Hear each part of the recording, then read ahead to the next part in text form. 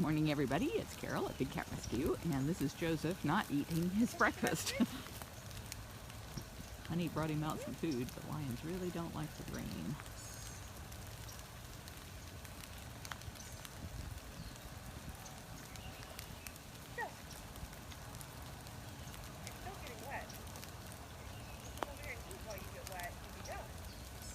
Like, could I have that served breakfast in bed, please?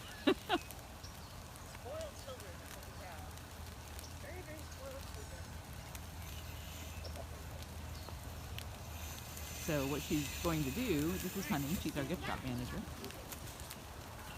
And all of the animal care is done by volunteers, so she's out here volunteering her time on a Sunday morning in the rain, in 50 some odd degree weather. And she's going to have to pick up all of the food he didn't eat, and they will offer it to him later. They don't want to leave it out and attract vermin. I thought you guys might like to see what it's like out here when the weather's really nasty, because the volunteers are still out here taking care of these cats.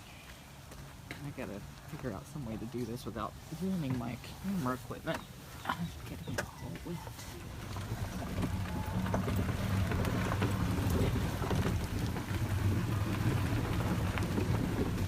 Yes, Nicole, that was Joseph. Joseph is a picky eater in the best of circumstances, but lions really hate the rain. They really hate the water altogether. So getting them to eat when it's raining and wet is a difficult task. Good morning, Gabrielle. Your food's down here, darling.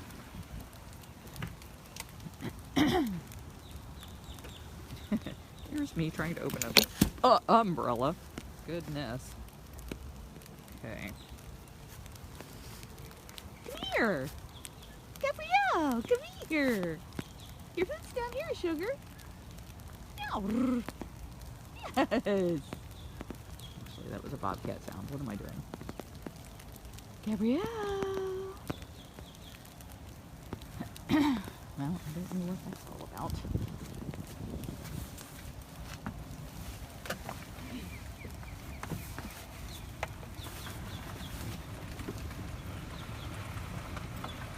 Oh, 13 below. Oh my gosh, where do you live, Sue?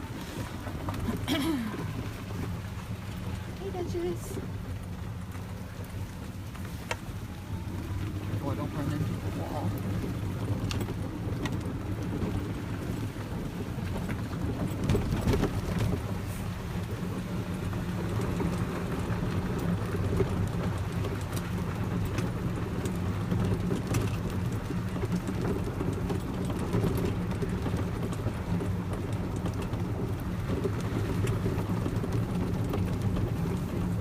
Tell how cold it is because the lake is hotter than the ambient air, so you've got this mist coming up off of the water.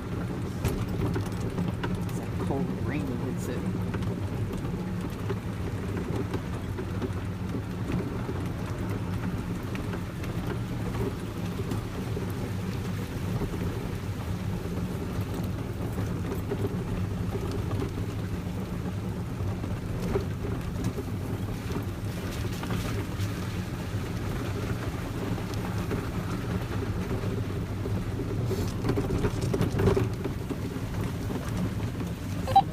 Headed back to food prep.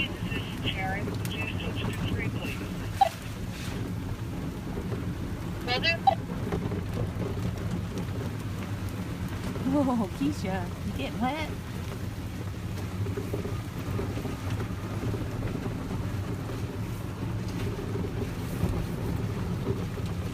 Bless your hearts coming out in this weather, feeding the cats. Not raining much.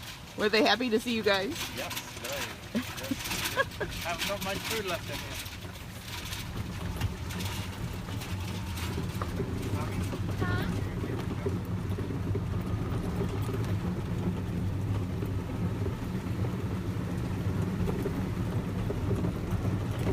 Well, I thought I was going to come out here and be able to catch the feeding routes for you guys, but it looks like they may have gotten everybody fed earlier than usual. What's your location? Okay, we see.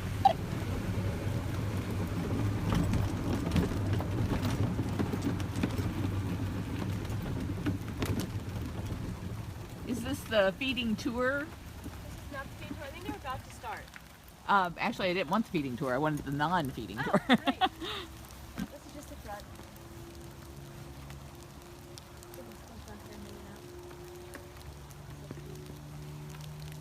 Are you being cute, Nabisco?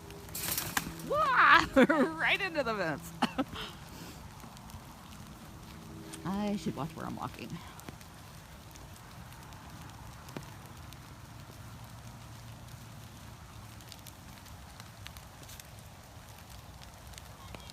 There's a little somebody you don't see very often. That's PurrFection, the Ocelots. Just went running on the bird doing it.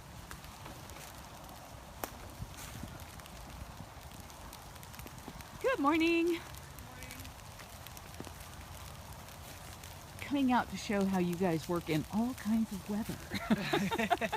Yeah, the cats are warm and dry, and we're out here in the wet.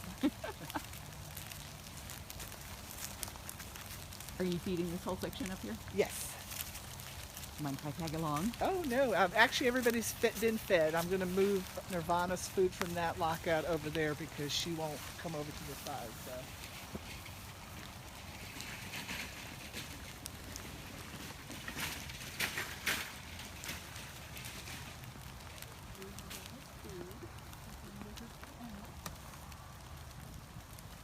You're probably not having to shoo away too many vultures today.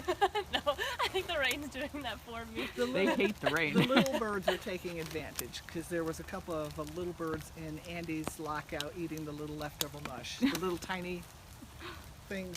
I don't mind those birds so much because they don't intimidate the cats. Yeah, yeah. The vultures intimidate me. They're scary. Vultures can be very intimidating. Yeah.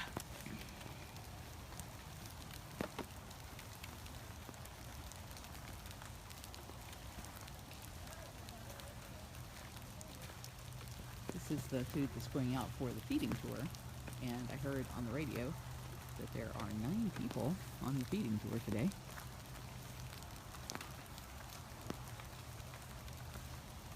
Ash is right. Tigers love the water. They don't mind the rain at all. They love to get out in the lake and in their pools.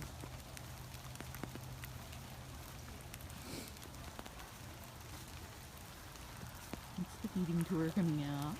Jen's leading it. Good morning, Jen.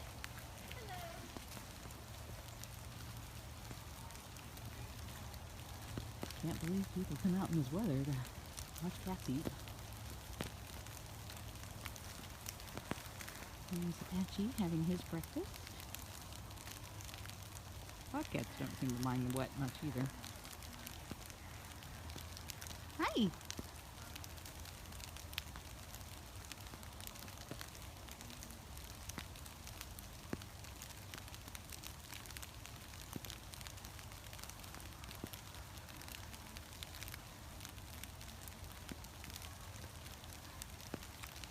Chastity, if there was a question that you were asking a few minutes ago while I was driving, or while I was running into the fence, please ask it again so that I can see it. I can only see about one comment at a time on my screen, and they go through pretty fast.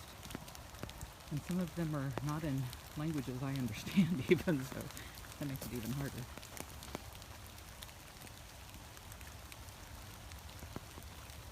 This is Gilligan. He's waiting for the feeding tour to come. He's very excited about breakfast. It's gonna be breakfast!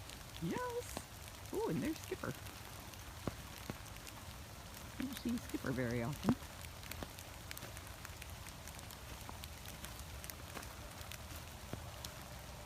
Hi! Good morning, Skipper! Turn the camera around. There you go. Zoomed in so far I can't see the cat. Wrong way.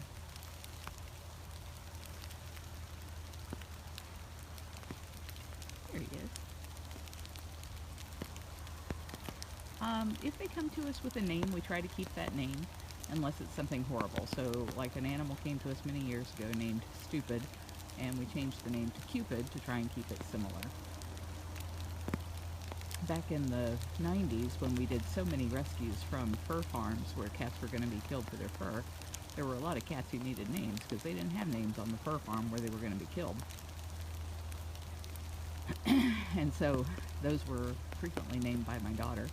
Sometimes we have naming contests, but the public usually comes up with really stupid names, so I really hate to do that.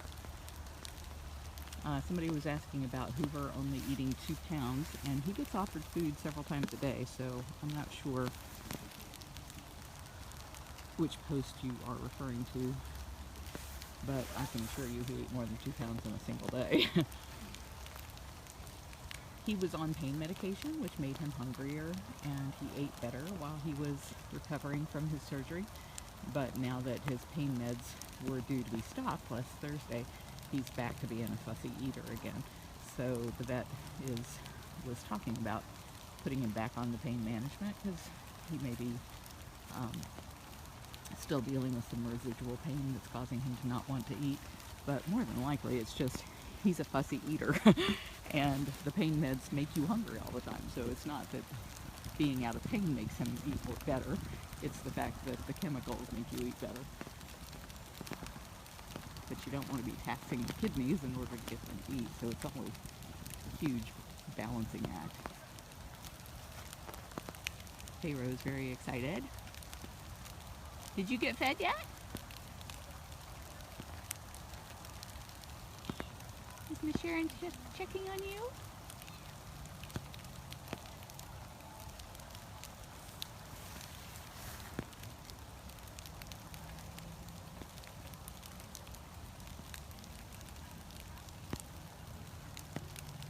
Pamela, I didn't know that Hoover's camera's not working. Could be. Somebody stepped on the cable this morning. It comes unplugged really easily, so I'll go check on that. But there's no reason why his camera shouldn't be on.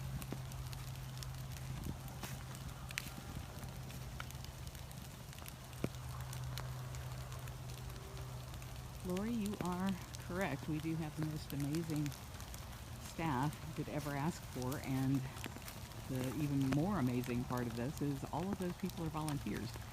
None of our animal care is provided by staff because volunteers will do that kind of work for free, and so that means the donations can actually go to better cages, better food, better veterinary care, all of the things that the cats need, and not to salaries. We do have 14 paid staff, but they only do administrative work. They don't do any of the animal care, unless it's on their volunteer time. A lot of in fact, almost all of the volunteers, all but two of the staff rather, or all but 3 of the staff are volunteers as well as staff members, and so they choose to come out based on their shirt levels anywhere from 4 to 16 hours a week extra to be able to work with the cats, because they love the cats and they want to be around the cats, and feeding them and cleaning them is how they build those relationships with the cats. Dawn, the white one we were just looking at was Pharaoh, and the one who just ran away is his brother Tonga. We don't allow umbrellas out here at the sanctuary because they freak the cats out, and I've been trying to be quiet as I go through to see if I can get away with taking the camera out and showing you guys our people in action. But the cats are like, oh my gosh, what is that big scary thing? I need like a little mini umbrella that I can hook onto the stable cam to keep it dry.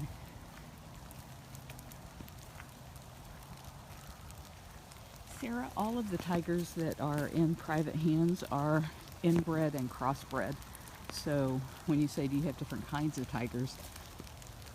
There are all kinds of tigers because they're all generic. I'm trying to unbutton my hat, I'm sorry. They're all generic tigers, which means they're crosses between the different subspecies. So that's why when you go someplace and they say, these are Bengal tigers, and these are Sumatran tigers, and these are Amurian tigers, unless it's at a zoo that's accredited by the Association of Zoos and Aquariums, there's only 200 of those in the United States. Unless it's one of those tigers are not purebred tigers. They're crossbreeds and mostly inbred, because the only way you get those fancy colors like white or tabby or strawberry or all the other stupid things they call them. That's all through inbreeding. Hi, this is Sabre. Were you rolling in the dust? You've got some sand on your head. He really likes the white sand, the beach sand, but when he rolls in it, it makes little white spots all over him.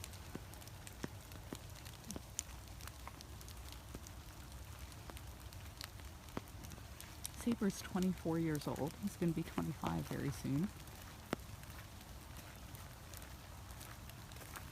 I have applied to the Guinness Book of World Records because I believe he's the oldest living leopard.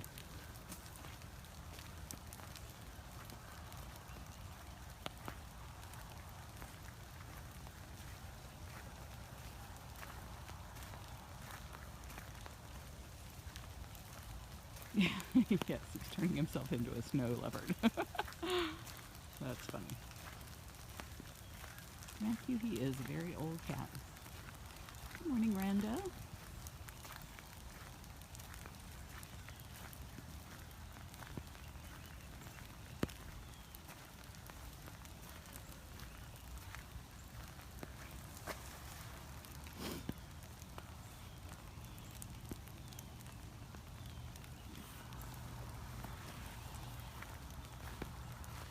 Amy, somebody said Hoover's camera is down, so I will go take a look at that a little bit later on. His pain medications ended on Thursday, and so he's been way more active, pacing around and not eating as well. So the vet's going to be here tomorrow, and hopefully we can either get him doped up again so that he's happier while he's in there healing, or we'll get him out to a cage where he's not on concrete. Good morning, Chitaro.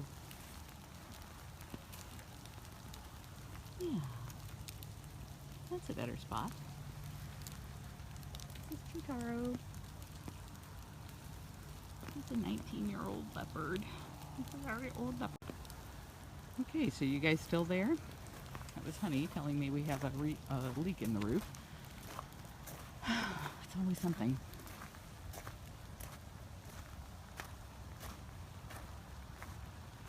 This cage is empty right now because Gabrielle, the tiger, is out in the 2.5-acre vacation rotation enclosure.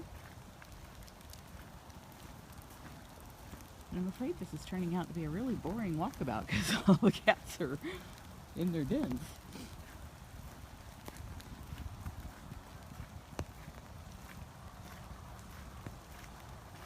Yeah, I'm sorry about the screen freezing up. We have the issue of people constantly texting me and calling me all day long, and so every time one of those comes in when I'm on a Facebook Live, it interrupts the feed, and then it's really nasty weather out here, and I'm relying on a cell signal. So that doesn't help. Good morning, Desiree. There's Desiree. Hi. You don't mind the rain? Oop, going in the den.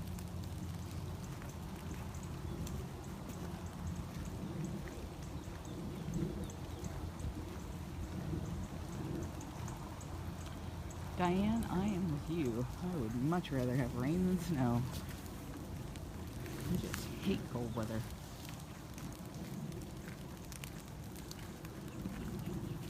Hey, Keisha. Sweet Keisha. Are you stalking me? Oh, somebody's stalking me.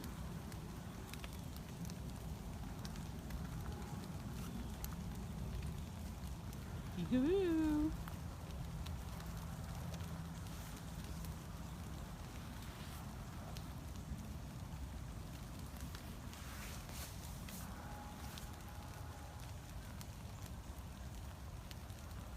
This is Keisha, and she is not sure what to make of the umbrella.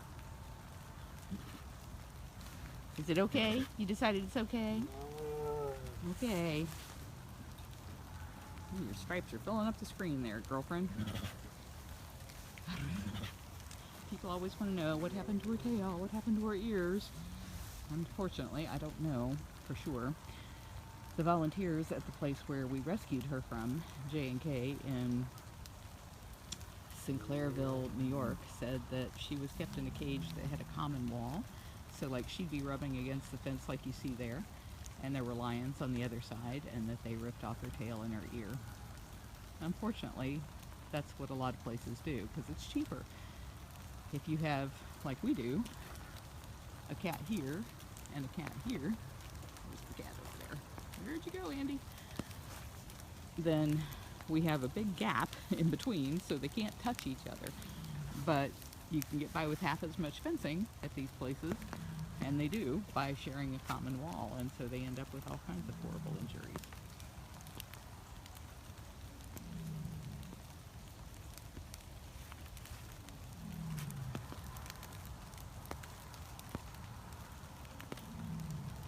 I think I hear Cameron roaring.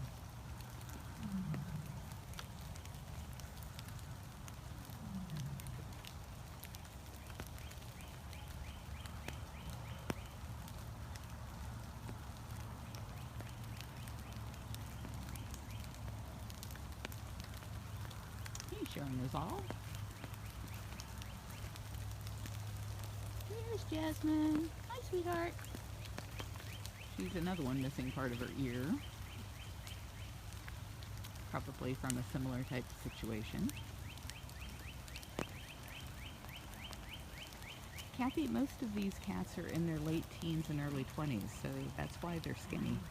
If you multiply that by 6, so say it's a 20-year-old cat times 6, it's the equivalent of a human being being 120 years old.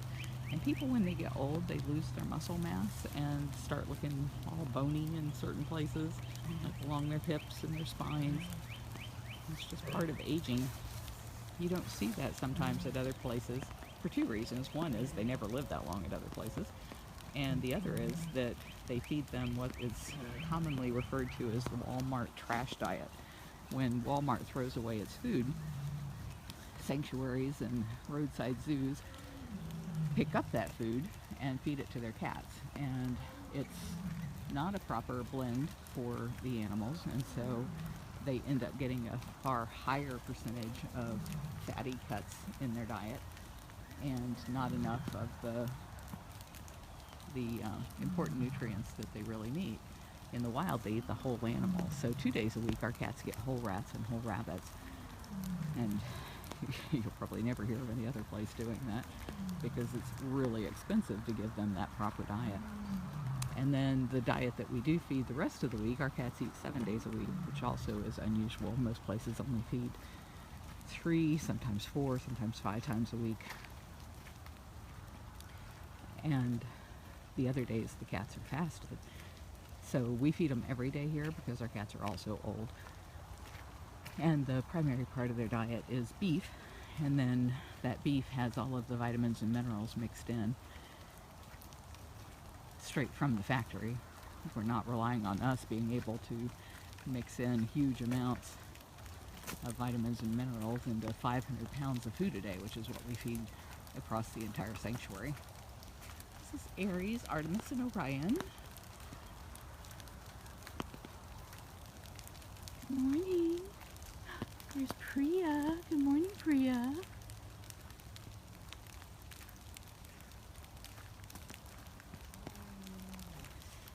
People say that cats are colorblind, but I just don't believe it because our cats show a really marked preference for red. Good morning.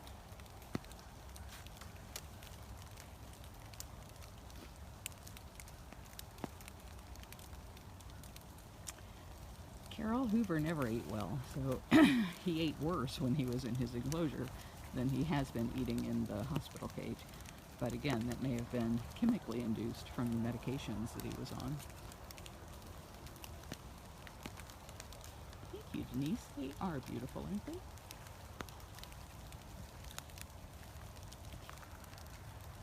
I see you up there.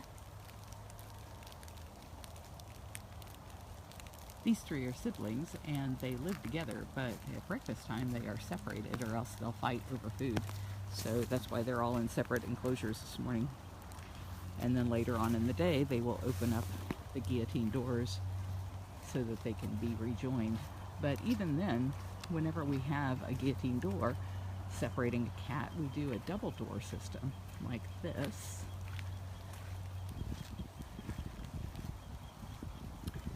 So you can see this is 2 cages that Andy has, and there's a door on the right, and then there's a flat door on the left.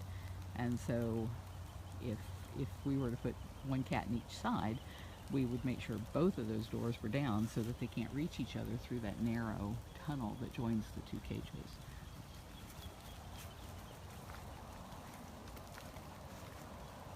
You can see Zeus sleeping in his den. That's smart. You're a smart tiger, Zeus. Yes, you are. You're a very smart tiger.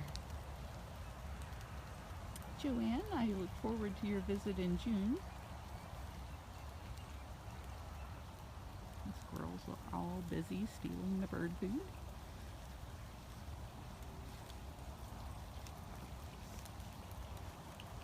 We'll say the only reason we steal bird food is because there's no squirrel feeders. Except Becky. Becky's a squirrel feeder. Twinkle Cat.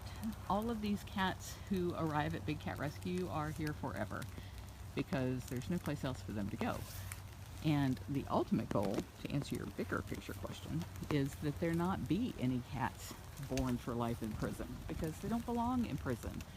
And anytime you pay to touch a cub or to see a cute little cub, then you're just promoting that whole bad trade in these animals as pets and ego props, and sometimes even for their parts. So never share images of people petting cubs or playing with cubs or petting adult big cats, because that's what makes other people want to go out and do it, which is what causes people to breed them, and there's nowhere for them to go. They don't serve any conservation value. In fact, captive breeding actually hurts conservation. And you can find out more about that at bigcatrescue.org/breeding kills.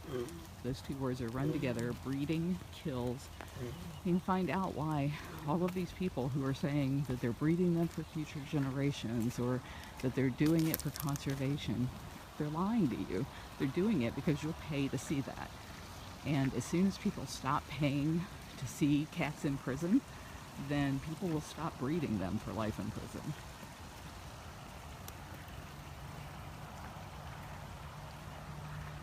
I agree, Lucy. They belong in the wild. This is a solar array. We have 2 of them on the property, and they power all of those pools. The tiger cages have pools that recirculate from the lake, and those pumps are powered by the solar panels, as are some of these little sheds where we store products.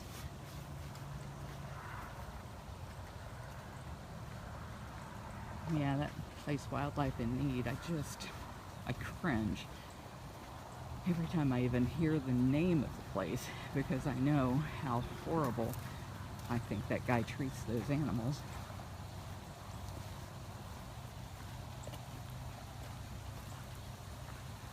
Max, are you staying dry? Are you stalking squirrels? I don't see the squirrel. Oh, it's a duck. That's what he's stalking. Are you hoping for duck for breakfast? Pretty sure you already had breakfast. Brandon, we agree, they should not be caged. And we are the leading sanctuary in putting a stop to this, and you can help us. We have a federal bill that would ban the private possession of these animals, and you can help us get that passed at bigcatact.com.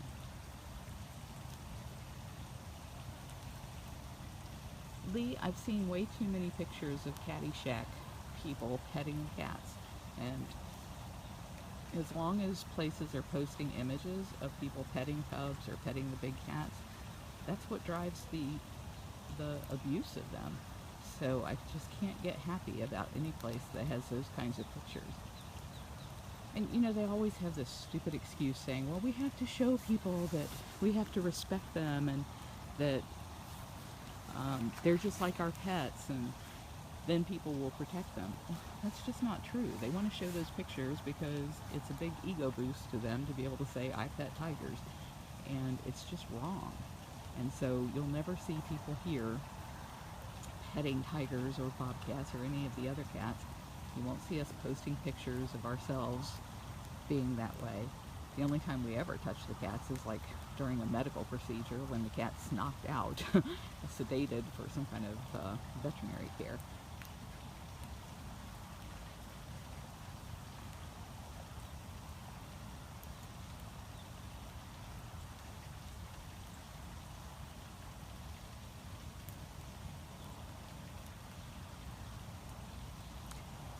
Caddyshack also is not accredited, and that's another easy way to tell if a place is a good place or a bad place.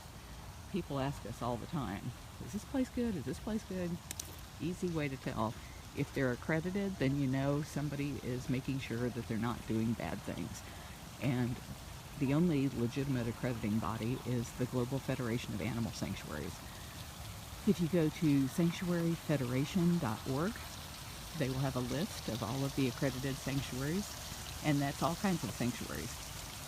If they're not on that list, then I would not recommend supporting them, because there's just no reason for any place that's trying to do the right thing not to be part of that organization and working together with other good sanctuaries. Good morning! This is actually my video today showing how you guys are all out here working in the horrible weather and taking care of the cats. So I'm going to tag along. I finally found some victims. Uh-oh. She warned me. I said, no, that's never happened. Well, the cats, especially the tigers, tend to come out when it's a little cooler out and rainy because they really love the rain. So it's actually nice for us because we get to see the cats. So on the hotter days when it's nice for us, it's not so nice for them. It's true. I can't believe I parked my cart like right in the middle of the road. I must have been really excited when I got off. Sorry about that.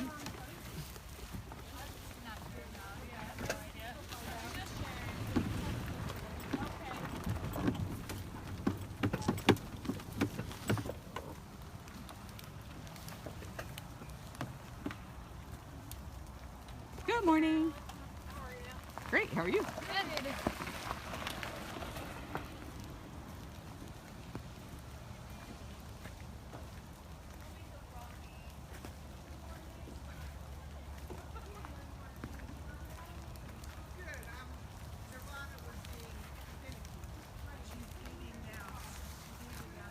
Matthew, I know that Gentry Wildlife Safari is not accredited.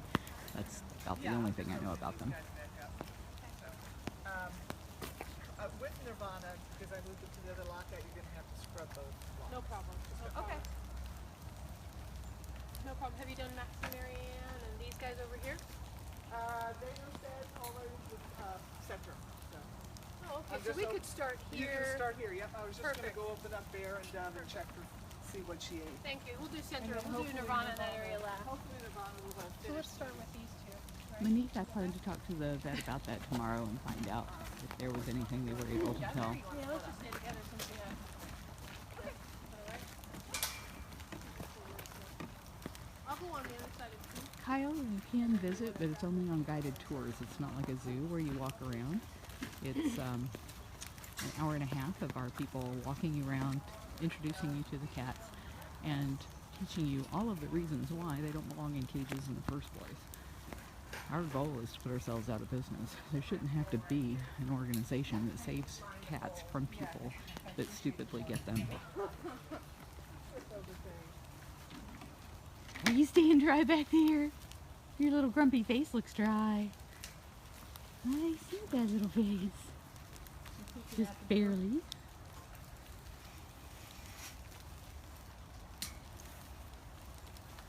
Why didn't you eat more? You want to come eat? Come on. You want some more food? No? That's it? Kyle, our tours pay for all of the administrative costs. So all of the salaries and overhead of the sanctuary is paid for out of the tour revenue. That means when people donate, that 100% of their donation goes to the cat.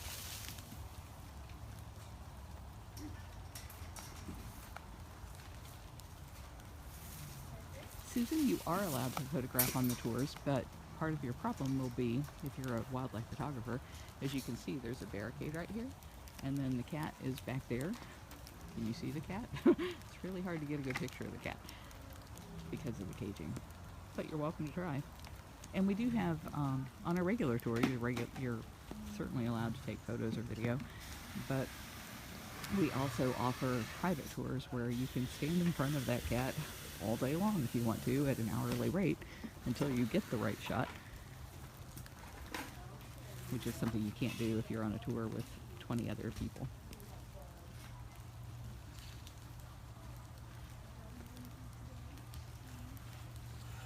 Arlen, thank you for that. You just lost something there, a poncho, I think, behind you. Oh, thank you. That's when it gets really bad.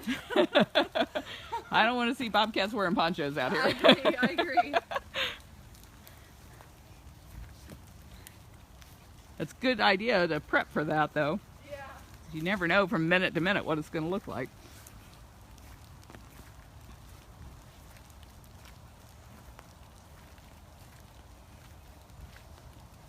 Nellie, the private tours are expensive because we have to have somebody staying with you the entire time. And so that's a person from our organization who's not able to be taking care of the feeding and the cleaning and all of the other things that need to be getting done. So it's an expensive proposition.